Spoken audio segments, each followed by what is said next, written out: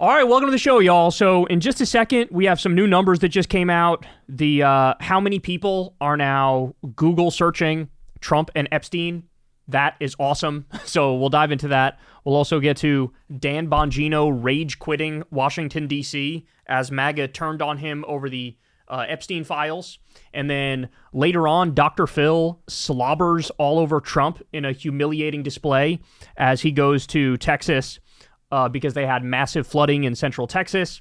Of course, it was his policies that led to the inability to get a warning out there to get these people to evacuate, and Dr. Phil doesn't care. He's going to give him a hand job in front of the world anyway.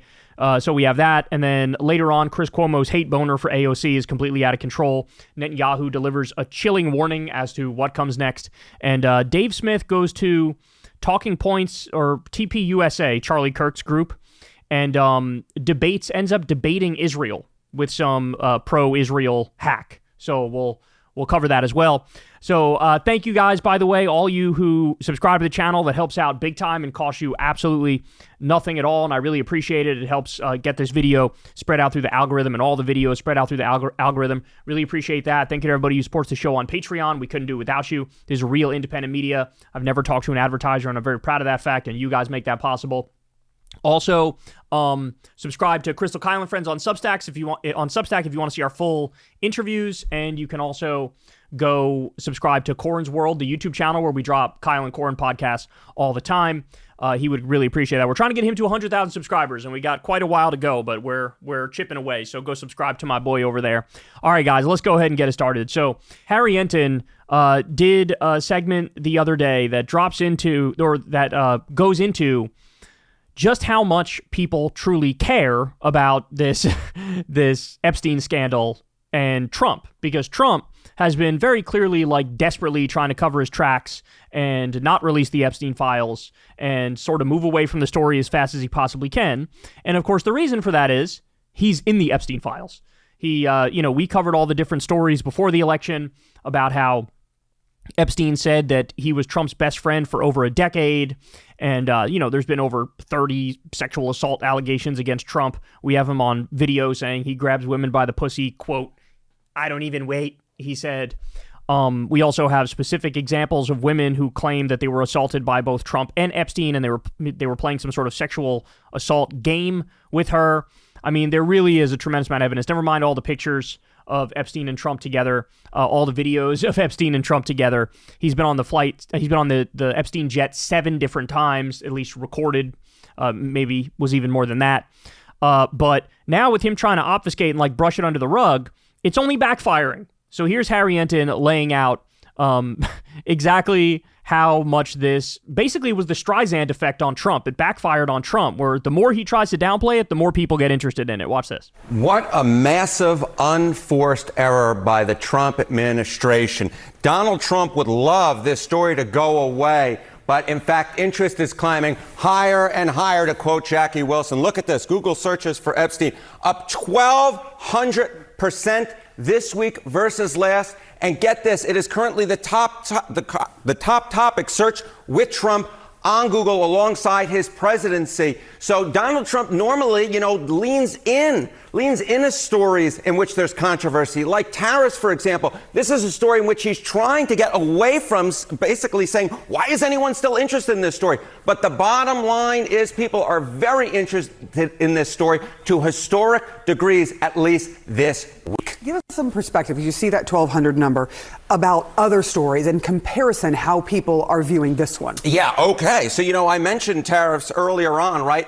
Epstein has been Googled a lot since Monday. He has actually been Googled 1.4 times as much as tariffs has been Googled, and that is, of course, a huge news story. How about Grok, which is another insane news story this week? I mean, my goodness gracious. But in fact, Epstein has been Googled 2.5 times as much as the Grok story has been Googled. So the bottom line is this is a story in which there's a lot of interest, and it's one of the few stories in which both Steve Bannon and Elon Musk are going after Trump, at least the Trump administration. He's managed to bring together two parts of the administration or two parts of the fan base that have normally been against each other. Yeah, you can bet on anything, and this proves it. What are you seeing as far as whether or not people think that they will actually release these Epstein files? Yeah, I know my buddy Vin from Jersey would love for the Trump administration to release more Epstein files. But get this, Trump releasing more Epstein files in 2025. This is the betting market odds. You go back 2 months ago, it was 43%.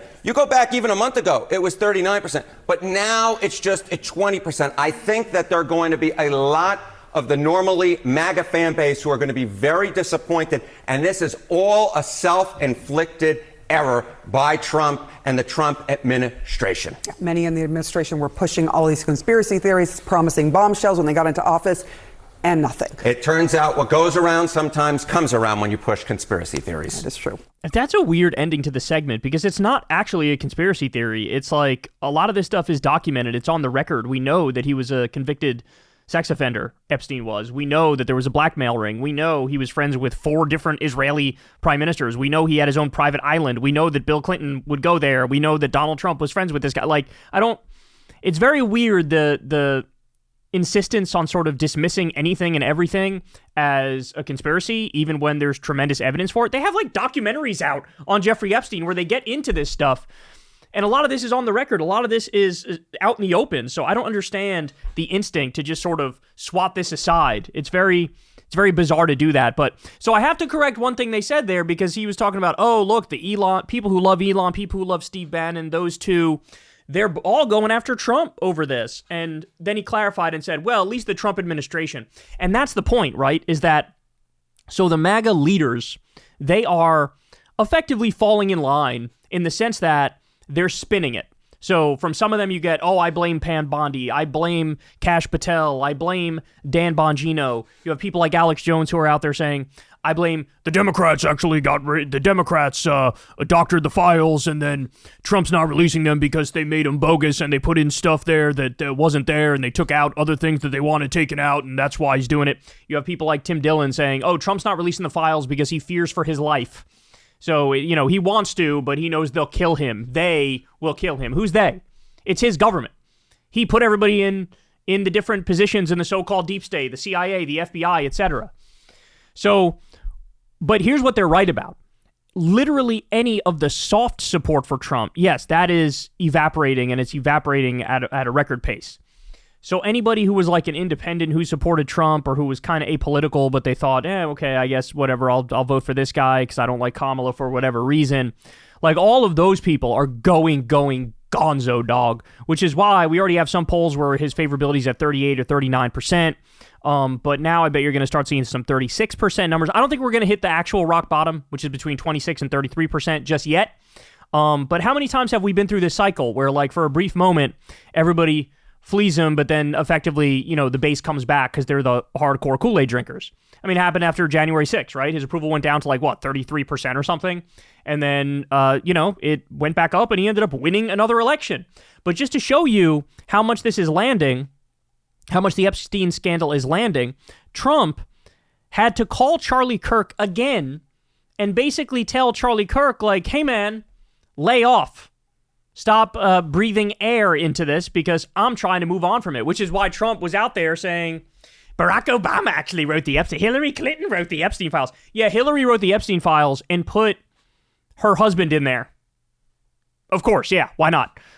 So here is what Charlie Kirk is out there saying now. And I told you this would happen, but take a look. Honestly, I'm done talking about Epstein for the time being. I'm going to trust my friends in the administration. I'm going to trust my friends in the government to do what needs to be done, solve it, balls in their hands. I've said plenty this last weekend. So if you guys want to see my commentary on it, that's fine. I'm done with talking about this. I trust my friends in the government. How do you go from, bro, we got to take down the deep state, bro, to, I'm going to go ahead and trust the deep state. I'm going to go ahead and trust Trump and Dan Bongino and FBI and the FBI and Kash Patel and the DOJ, and I'm done. I'm done talking about this. He got a call from Trump, and he immediately drops it. So look, I told you guys, I was warning you guys. Within that first day or two, there was a bunch of MAGA was sort of losing their minds and trying to figure out what spin to land on. But fundamentally, they landed on certain spin, right? And like I said, with some of them, it's blame people not named Trump. So Dan Bongino, Kash Patel, Pam Bondi, etc. That's what some people in the MAGA base are doing.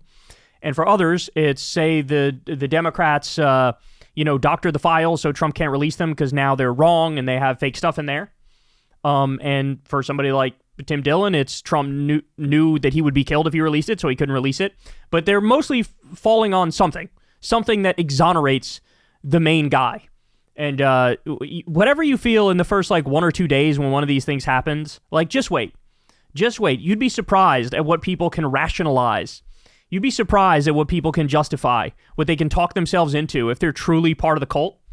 But like I said, there is a real impact of this, and the real impact of this is that all of the non-cult support will get less and less and less. So you're getting closer to that floor of between 26 and 33%. And Trump is doing everything he can in his power to get himself to that floor as soon as possible, whether it be kicking 17 million people off their health care, kicking 3 million people off their food stamps, whether it be opening more concentration camps like Alligator Auschwitz. He's trying to get as low as humanly possible, and he's getting there fast, let me tell you. Hey, y'all, do me a favor and like and subscribe. It helps out big time in the algorithm. Click the bell as well for notifications when videos drop, and watch that video on screen right now. You know you want to.